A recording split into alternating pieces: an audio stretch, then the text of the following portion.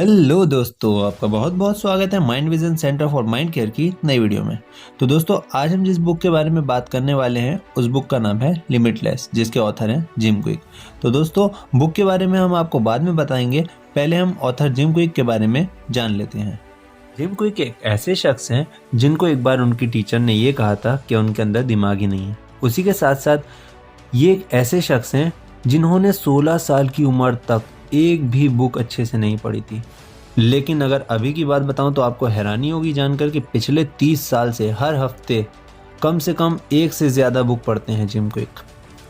Gym quick कहते हैं कि हमारे माइंड की जो कैपेसिटी है वो पूरे ब्रह्मांड की यानी खुदा की बनाई हुई चीज़ों में अगर कोई चीज़ लिमिटलेस है तो वो इंसान के दिमाग की क्षमता है। यानी कि इंसान लिमिटलेस है, वो कुछ भी कर सकता है।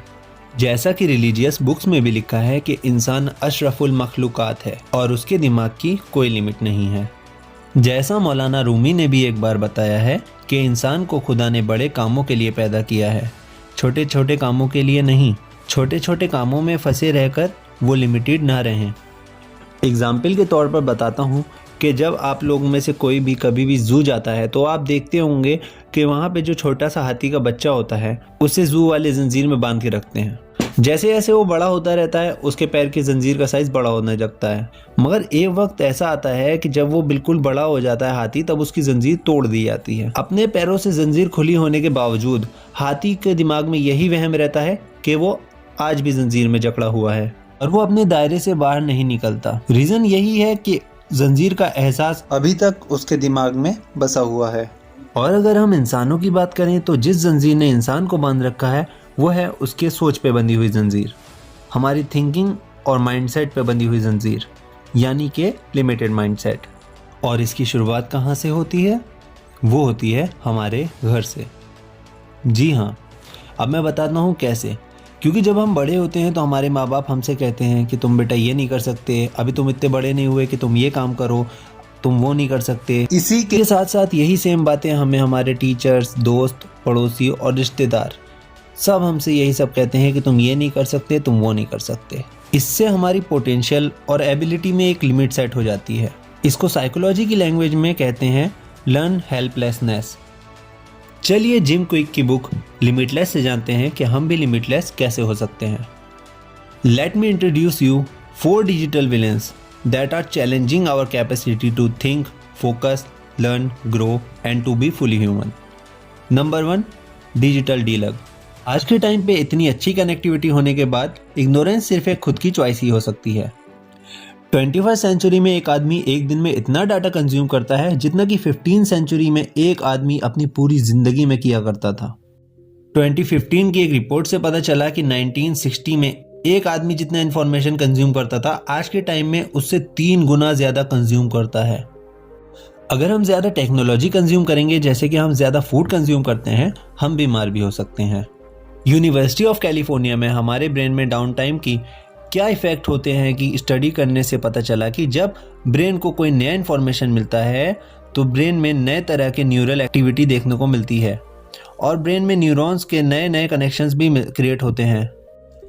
स्टडी से ये भी पता चला कि अगर आप बीच बीच में बोर नहीं होंगे या फिर आप सोचना बंद नहीं करेंगे तो इसके रिजल्ट्स में पुअर मेमोरी, फैटिक और मेंटल फॉग जैसी प्रॉब्लम्स देखने को मिल सकती हैं। इस प्रॉब्लम को हराने के लिए एक दिन में मिनिमम 30 मिनट्स निकालें जिसमें आप पूरी तरह से टेक्नोलॉजी से दूर रहेंगे और माइंड को क्लियर करेंगे और ज़्यादा प्रोडक्टिव बनेंगे। डिजिटल विलन नंबर 2 है डिजिटल डिस्ट्रैक्शन।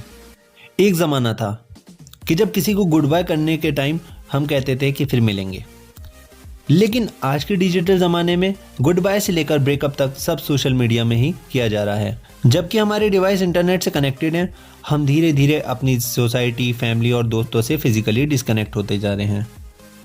प्रॉब्लम यह है कि हम वर्चुअल लाइफ को काफ़ी इंजॉय कर रहे हैं। हमारे ब्रेन में डोपामाइन नाम का न्यूरोट्रांसमीटर होता है। जब हम खुश होते हैं हमारा ब्रेन बहुत ज़्यादा डोपामाइन रिलीज करता है। जब हम कोई व्हाट्सएप मैसेज या ग्रुप मैसेज देखते हैं हमारे ब्रेन में यही डोपामाइन रिलीज होता है, जो कि हमारी बॉडी में बिहेवियरल चेंजेस की वजह बनता है। इससे सिर्फ अडल्ट ही नहीं बल्कि चिल्ड्रन तक सभी डिस्ट्रैक्ट होते हैं। मॉडर्न टेक्नोलॉजी काफ़ी अच्छी हो सकती है, आपके इंस्टा और फेसबुक के फॉलोअर्स काफ़ी ज़्यादा हो सकते हैं, लेकिन इन सब वजह से आप अपने रियल फ्रेंड्स और फैमिली मेंबर से काफ़ी दूर जा रहे हैं। इस विलेन को हराने के लिए आप अपने फ़ोन से इसी वक्त सारे अननेसेसरी ऐप्स को अनइंस्टॉल कर दीजिए और अपने अननेसेसरी नोटिफिकेशंस को टर्न ऑफ कर दीजिए। डिजिटल विलेन नंबर 3 है डिजिटल डायमेंशिया। तो दोस्तों, आप में से काफ़ी लोग मेरी इस बात से इत्तेफाक रखेंगे कि हमने अपने जिस कॉन्टैक्ट को रिसेंटली कॉल किया था उसका फ़ोन नंबर हमें याद ही नहीं है। इसका मतलब यही नहीं कि हमें अपने सारे कॉन्टैक्ट नंबर याद कर लेने चाहिए। ये करने के लिए हमारा फ़ोन है। इसका मतलब ये है कि स्मार्टफोन की वजह से नया नंबर याद करने की जो एबिलिटी है वो हम खो चुके हैं। डिजिटल टेक्नोलॉजी के ओवर यूज़ की वजह से हम अपनी कम्युनिकेटिव एबिलिटीज़ को खो देते हैं। ये एक जीपीएस की तरह है। जैसे जब हम किसी नई जगह पे जाते हैं तो हमारे आसपास क्या है ये पता लगाने के लिए हम पूरी तरह गूगल पे रिलाई करते हैं और हम अपने ब्रेन को एक चांस भी नहीं देते एक्सप्लोर करने के लिए, और मेमोराइजेशन टास्क ब्रेन के बदले टेक्नोलॉजी को देते हैं, जिससे हम नई जगह की लोकेशन मेमोराइज करने के लिए काफ़ी टाइम लेते हैं। हमारा दिमाग एक मसल की तरह है, ना कि वो कोई हार्ड ड्राइव है जो सिर्फ स्टोर करता है। इसलिए मसल को जितना एक्सरसाइज करेंगे वो उतना ही शार्प होता जाएगा। इस विलेन को हराने के लिए आप जिससे फ्रीक्वेंटली कम्युनिकेट करते हैं आप उसका नंबर याद कर लीजिए। डिजिटल विलेन नंबर 4 है डिजिटल डिडक्शन। इस डिजिटल एरा में हम हर एक सॉल्यूशन के लिए सिर्फ एक माउस की क्लिक या फिर एक स्वाइप अप की दूरी पर हैं। इस तरह से टेक्नोलॉजी पर रिलाई करने से हम अपनी नॉलेज और इंटेलिजेंस को कंफ्यूज कर रहे हैं, और इस तरह से ज़्यादा रिलाई करने से हमें ओवर कॉन्फिडेंस और पुअर डिसीजन देखने को मिल सकता है। मान लीजिए आप किसी भी टॉपिक के बारे में सोच रहे हैं और उसी वक्त आपका कोई फ्रेंड या फैमिली मेम्बर आकर कहे कि आप इस बारे में ज़्यादा मत सोचो, आपका जवाब ये रहा, तो क्या आप मान लेंगे? नहीं, क्योंकि ये आपका ओपिनियन नहीं है, ये किसी और का ओपिनियन है। ठीक इसी तरह जब हम किसी भी इंफॉर्मेशन के लिए इंटरनेट यूज़ करते हैं, जो भी रिजल्ट आता है वो हमें इंटरनेट प्रोवाइड कराता है, वो हमारी पर्सनल ओपिनियन नहीं होता। इसका मतलब ये नहीं कि इंटरनेट एक डिजिटल डिक्टेटर है। बस इंटरनेट को कॉन्शियसली हारमोनियस वे में यूज़ कीजिए, जिससे ये आपके ब्रेन की प्रोडक्टिविटी और पीस को हाईजैक ना कर सके। इस विलेन को हराने के लिए आप किसी भी डिसीजन के बारे में सोचिए जो आप लेना चाहते हैं, और उसे वक्त निकाल के बिना किसी डिजिटल टेक्नोलॉजी के मदद से खुद डिसीजन लीजिए। ये थे वो 4 डिजिटल विलेंस जो हमें कोई भी न्यू इन्फॉर्मेशन जानने से और नई चीज़ों को एक्सप्लोर करने से रोकते हैं।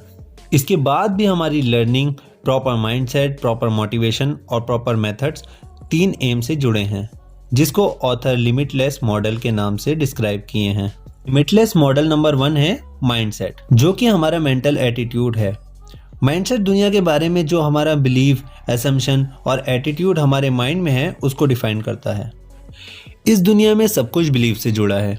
सो कैसे पढ़ना है ये जानने के लिए हमें पहले ये जानना होगा कि पॉसिबिलिटी को लेके हमारा क्या बिलीव है। हम अपनी एबिलिटी का कोई प्री इंस्टॉल्ड माइंडसेट लेके पैदा नहीं होते। हम पैदा होने के बाद हमारे कल्चर से सीखते हैं। जिन जिन लोगों से हम मिलते हैं उनसे मिलकर पता चलता है कि हमारी एबिलिटी क्या है। हम अपने माइंडसेट को कैसे बेहतर बना सकते हैं, इसको इस तरह से समझते हैं। हर एक दिन हमारे दिमाग में हज़ारों हज़ार ख्याल आते हैं, और इनमें से कुछ ऐसे होते हैं जो बार बार आते हैं। तो अपने दिमाग को निगेटिव ख्यालों से दूर रखें और पॉजिटिव ख्यालों को ज़्यादा से ज़्यादा अपने दिमाग में लाने की कोशिश करें। इसी से हमारा माइंडसेट बदलेगा।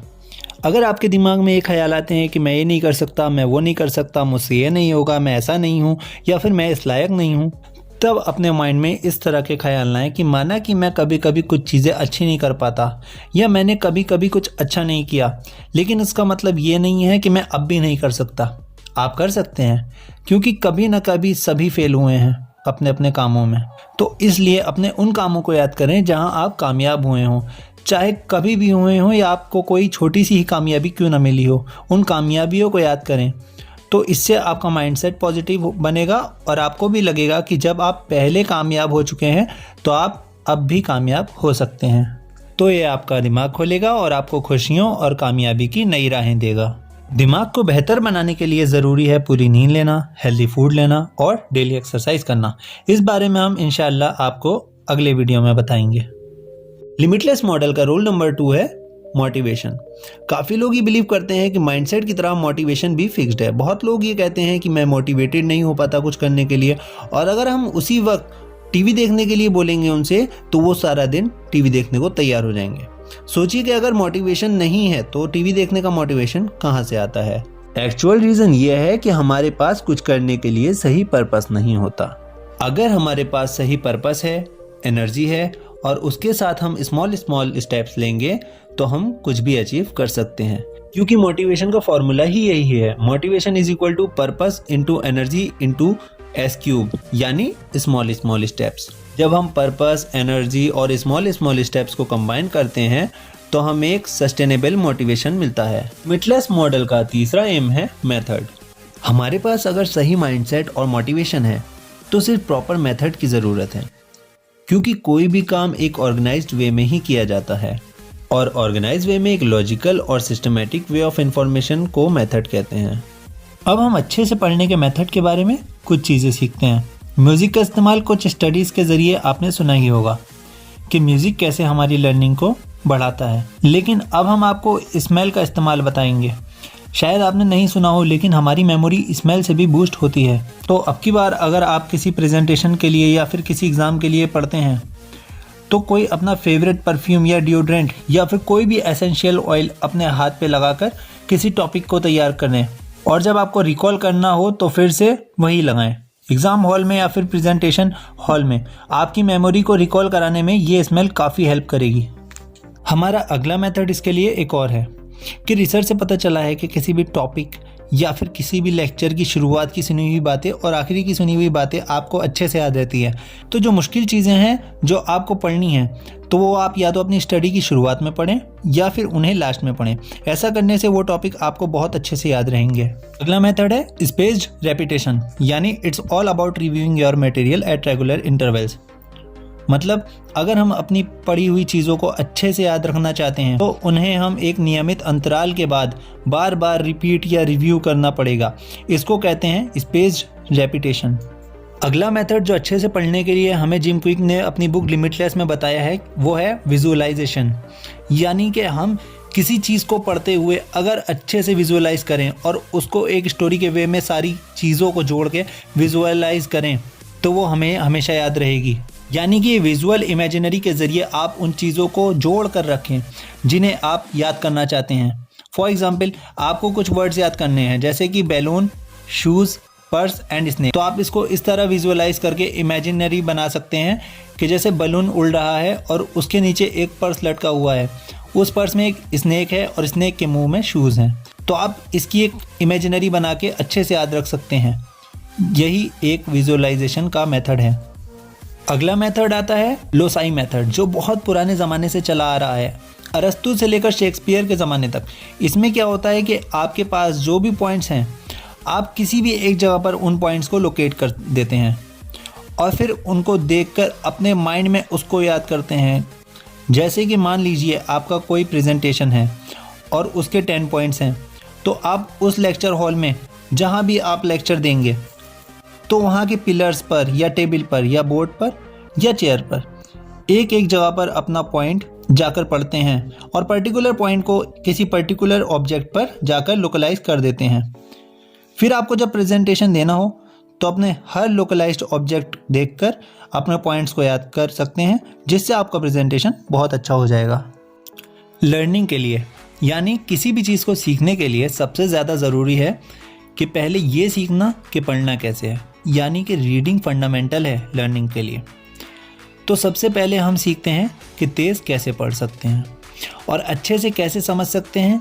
तो पढ़ने के लिए हमें क्या करना है ये देखते हैं। रिसर्चेस ये बताती हैं कि आप जितनी तेज़ सोच सकते हैं, अगर आप सही से पढ़ें तो उतना ही तेज़ आप पढ़ भी सकते हैं, यानी 200 वर्ड्स पर मिनट। आपको ये शॉकिंग लग सकता है लेकिन ये सच है। आपके माइंड के पढ़ने की स्पीड उतनी ही है जितनी तेज़ी से आप सोच सकते हैं, लेकिन हम इतनी तेज़ी से पढ़ क्यों नहीं पाते? उसका कारण यह है कि सब वोकलाइजेशन, यानी हम बोल के पढ़ते हैं। बचपन से हम सीखते हैं कि बोल के पढ़ना बेहतर है। शुरू में सीखने के टाइम पे बोल के पढ़ना बेहतर है, लेकिन बाद में जब हम पढ़ना सीख जाते हैं तो बोल के पढ़ना हमारी लिमिट को कम करता है। इसलिए देख के पढ़ें, जिससे आप बहुत तेज़ी से पढ़ सकते हैं, या आप बुक्स की लाइंस पर फिंगर रख कर पढ़ सकते हैं। फिंगर को चलाते जाएं और पढ़ते जाएं। क्योंकि हमारी आंखें इस तरह से फोकस होती हैं और उनकी प्रोग्रामिंग कुछ ऐसी होती है कि वो चलती हुई चीज़ों को बहुत तेज़ी से कंसंट्रेशन के साथ पढ़ती हैं। तो जितनी तेज़ी से हमारी फिंगर चलेगी हम उतनी ही तेज़ी से पढ़ पाएंगे।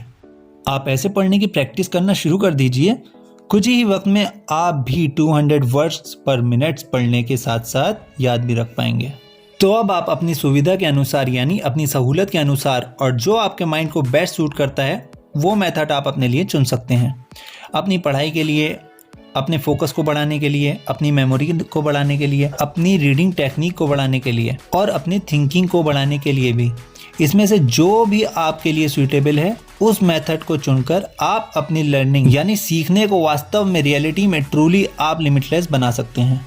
अभी तक हम अपने ब्रेन के 4 डिजिटल विलेंस को जान चुके हैं और उन्हें कैसे हराना है ये भी, और लिमिटलेस बनने के लिए कैसे प्रोडक्टिव माइंडसेट के साथ हर दिन फेस करने के साथ साथ कैसे किसी काम को ऑप्टिमम मोटिवेशन के साथ करना है ये भी हम जान चुके हैं। हम लिमिटलेस बनने के लिए सिर्फ एक स्टेप की दूरी पर हैं और वो है मेथड, जिसको वो कहते हैं मेटा लर्निंग, यानी कि learn the process how to learn.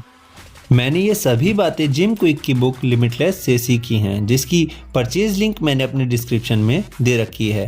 आप में से जो भी ये बुक परचेज करना चाहता है वो डायरेक्ट डिस्क्रिप्शन में जाके लिंक से परचेज कर सकता है। तो दोस्तों, इस बुक की समरी के एंड में मैं आपसे यही कहना चाहूँगा कि हमारे channel mind vision centre for mind care का यही प्रयास रहता है कि हम आप तक माइंड साइंस से रिलेटेड बेस्ट से बेस्ट बुक्स की समरीज पहुँचाएँ, जिससे आप अपने माइंड की वर्किंग को जानें, उसकी पावर को जानें और उसी के साथ साथ इसके पोटेंशियल को भी पहचानें और उससे सीखें कि आप क्या क्या कर सकते हैं। जैसा कि बेंजामिन फ्रैंकलिन ने कहा है कि हम सबके लिए सब कुछ नहीं कर सकते, लेकिन किसी के लिए कुछ तो कर सकते हैं। तो इसी तरह हमारे वीडियोस का भी यही प्रयास रहता है कि हमारी वीडियोस से किसी की लाइफ में कुछ अच्छा हो जाए और वो अपनी लाइफ में कुछ अच्छा कर पाए।